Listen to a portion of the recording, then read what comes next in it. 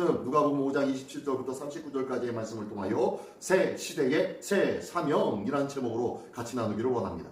오늘 본문에서는요, 예수님께서 세리 레위를 제자로 부르시고 그리고 죄인들과 함께 상에 앉아 교제하는 장면이 나옵니다. 이를 통하여서 이제 옛 시대는 지나가고 새 시대가 도래하였다는 것을 선포하는 놀라운 선포 사역이 시작되어지는 모습입니다. 오늘도 나머지의 사건들, 레위의 사건뿐만 아니요, 그 가운데 이야기하는 요한의 제자, 바리새인의 제자들과 달리 예수님의 제자들은 먹고 마신다라는 비방 어린 말에 예수님께서는 새 시대가 도래했다는 것을 명확하게 선포하고 있는데요. 그 내용을 같이 나누며 은혜 나누기를 원합니다. 먼저 27절부터 32절까지의 말씀 속에서는요, 당시 죄인으로 취급받았던 세리, 그 세리 중에 레위라는 사람을 예수님께서 당신의 제자로 부르십니다. 누구라고? 어떤 일을 한다고요? 예, 세리요, 세리. 이 세리는 어떤 사람이었습니까? 당시 유대인들이 죄인처럼 여겼던 세리, 로마의 앞잡이처럼 여겼던 세리, 그리고 자기들의 입속을 위하여서 더 많은 것들을 백성들의 고혈을 착취했던 세리들. 그래서 죄인 중에 죄인으로 더 이상 같이 함께 동행하지도 않고 같이 이야기하지도 않았을 뿐만 아니라 식사 같은 건 생각지도 않았던 자들이 바로 이 세리였습니다. 근데 오늘 보니까 27절에 보니까 이렇게 나오네요. 그 위에 예수께서 나가서 레위라 하는 세리가 세관에 앉아있는 것을 보시고 나를 따르라 하시라고 하시네요. 여기에 보셨다라고 나옵니다. 하나님께서 온 땅과 만물을 창조하시고 난 다음에 하나님이 보시기에 좋았더라 라는 보았다라는 의미와 비슷합니다. 왜냐면은 창세기 나오는 보셨다라는 것은 히브리어고 여기 나오는 보시다라는 의미는 헬라적 관념에서의 보았다라는 의미이기 때문에 쓰이는 용도가 조금은 다를 수가 있지만 거의 비슷합니다. 뭐냐면요, 보는 것이 그냥 스쳐 지나가듯 보는 것이 아니라 주목하여 보았다라는 것이에요. 저 사람이 어느 시에도 있던가요? 오래 보아야 아름답다라는 그런 식구가 생각나는데, 네? 사람은요, 보면 볼수록 인간적인 냄새가 나기도 하지만 오랫동안 보면 볼수록 그 사람의 진가를 서로가 볼 수가 있는 거예요.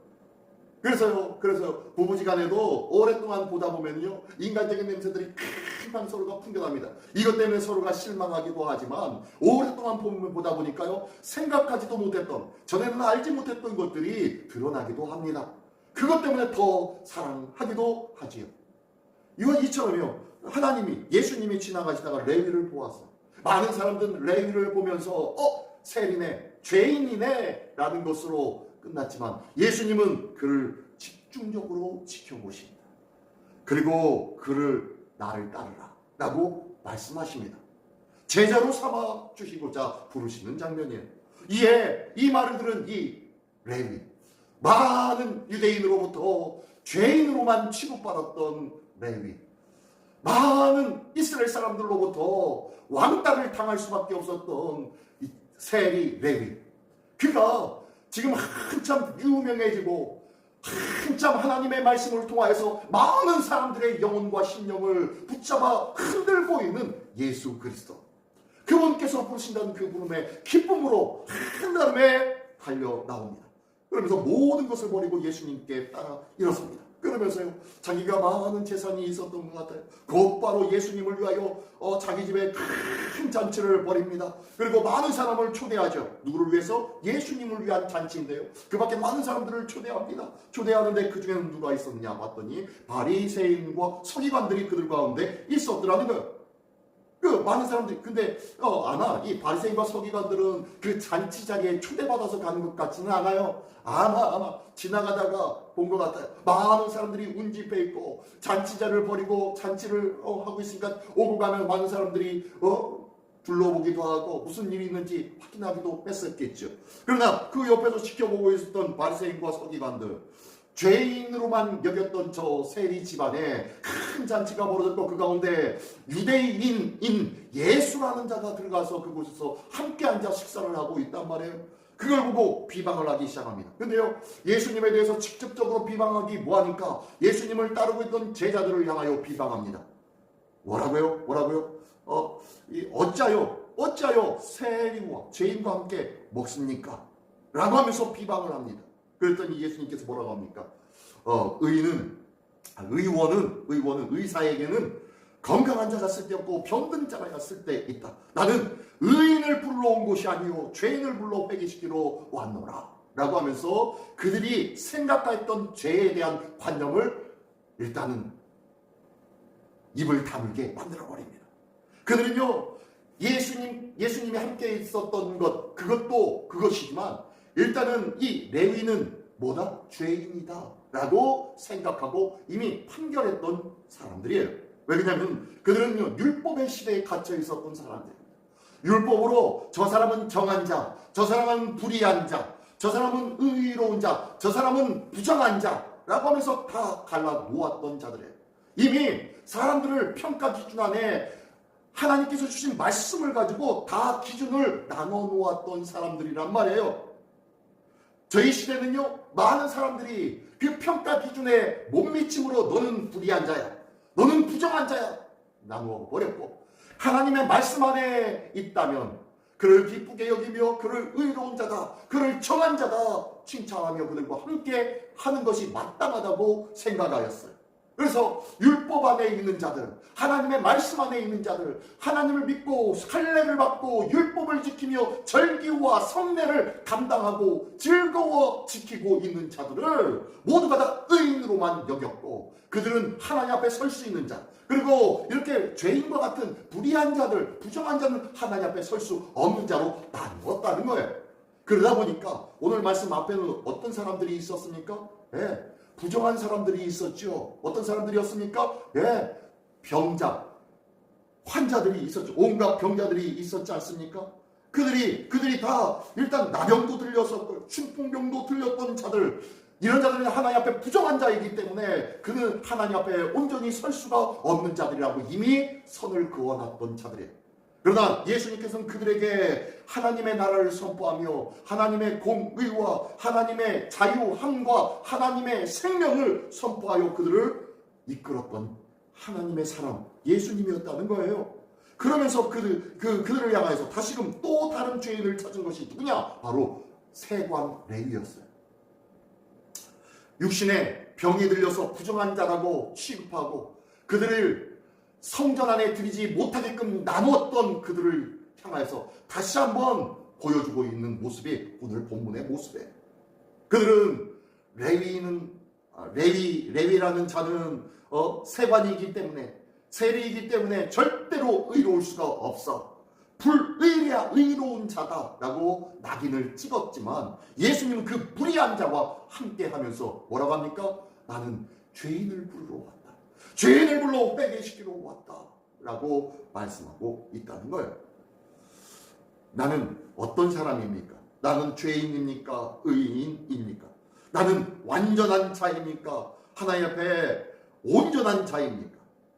오늘도 이 시간 하나님 앞에 서는 우리가 나는 죄인입니다, 나는 불의한 자입니다, 나는 부정한 자입니다 고백하며 주님을 만나기를 원합니다. 우리 주님은요, 불의한 자, 죄인된 자, 낙심된 자, 절망과 좌절한 자, 그들의 이름을 부르며 함께 하시기를 기뻐하시는 은혜의 하나님이신 줄 믿으시기 바랍니다. 세상 사람은 저 바리새인과 서기관들은요, 율법을 외치면서 율법으로 하나님의 정한 자, 부정한 자를 나누고 있지만 예수님은요, 율법이 아니라 하나님의 은혜를 부르짖으며 모든 자들을 하나님의 사람으로 끌어안기를 기뻐하시는 하나님이셨음을 믿으시기 바랍니다. 그러므로 우리도 하나님 앞에 부정하고 나약하고 연약한 자로 하나님 앞에 설 수 있는 우리 모두가 되기를 원합니다. 우리의 완전한 삶, 온전한 삶, 그리고 정한 삶, 이것으로 주님 앞에 나아가는 것이 아니라 나의 연약함과 부족함과 죄악됨을 고백하며 주의 도우심을 받기 위하여 그 도우심을 향하여 손을 내밀며 주님을 부르짖는 그 부르짖음으로 주님 앞에 나가야 할 줄 믿습니다. 이 귀한 주님을 부르짖고 주의 도우심을 받는 우리 모두가 되시기를 예수님의 이름으로 축원합니다. 자, 그러면서요 33절부터는 뭐라고 얘기합니까? 그들이 다시 한번 또 시비를 걸죠. 뭐라고 합니까? 예수님 요한의 제자들 그리고 바리새인들의 제자들은 자주 금식도 하고 기도도 하는데 어떻게 당신의 제자들은 매일같이 먹고 마시고 그러네요? 뭐 하자는 겁니까? 예수님 하나님의 사람으로 하나님의 제자들을 잘 이끌면 그들에게 기도하라고 하고 금식하라고 하고 율법의 삶을 지키는데 노력해보라고 하면서 가르치셔야 될 거 아니겠습니까? 라고 하면서 묻고 있는 거예요.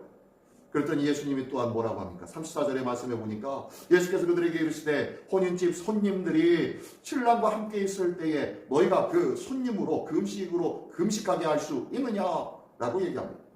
당시 혼인집에는 약 일주일 정도, 최소한 일주일 정도 잔치 자리를 마련합니다. 그리고 그 잔치 자리에 오고 가는 모든 손님들에게 좋은 것들로 맛있는 것들로 대접해드립니다. 근데요, 그 혼인집에 그렇게 잔치와 기쁨이 있는 그곳에 어떻게 금식을 할 수 있겠어? 잠시 잠깐 왔다가 나를 만나고 신랑 신부를 만나고 기뻐 축하해 주는 자들이 같이 먹고 즐기고 함께 해야 되지 않겠어? 혼인집이잖아 라고 하면서 혼인집을 강조하고 있어요. 지금 혼인집은 영적인 의미로 무엇을 말합니까? 예수 그리스도를 만남입니다. 예수 그리스도의 만남입니다. 예수 그리스도의 아름다운 결혼식이에요. 예수 그리스도를 경험하는 귀한 시간들입니다. 그 시간은요 기쁨의 시간들입니다. 은혜의 시간들입니다. 찬양하고 노래해야 할 시간이라는 거예요. 다시 한번 얘기하면요 우리의 신앙 속에 예수 그리스도를 만나는 시간들이 날마다 늘어나기를 원합니다.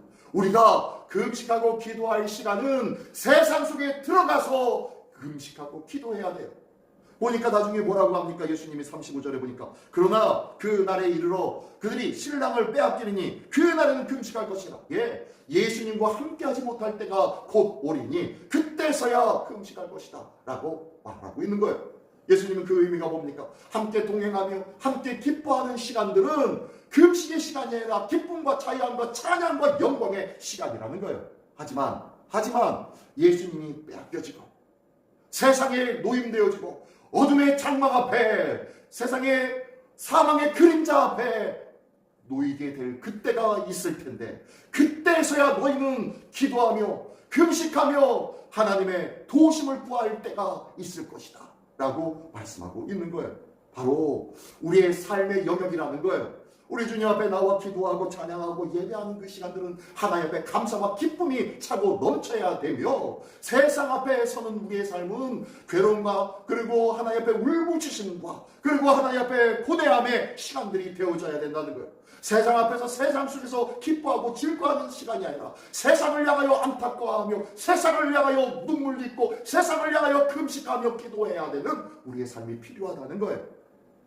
그러면서 참된 금식의 시간은 세상 속에 너희가 들어가소다 라고 말씀하고 있습니다. 그러면서 이제는 율법으로 닫혀진 시대가 아니라 이제는 하나님의 은혜로 열려진 시대가 이루어지고 있다 라고 하면서 새 시대를 선포하고 있는 것이 36절로 39절까지의 말씀입니다.